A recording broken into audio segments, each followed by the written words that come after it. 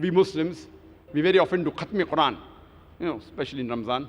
We finish the Quran once, twice, 5 times, 10 times, alhamdulillah. But most of us Muslims, even though we don't understand Arabic, we only recite the Arabic Quran twice, thrice.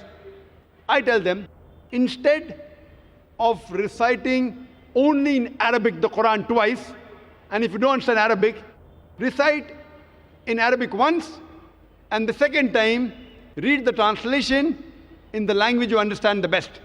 If you know English, read the English translation of the Quran. If you know Urdu, read the Urdu translation of the Quran. If you know Hindi, read the Hindi translation of the Quran. If you know German, read the German translation of the Quran. If you know French, read the French translation of the Quran. Read the translation of the Quran in the language you understand the best.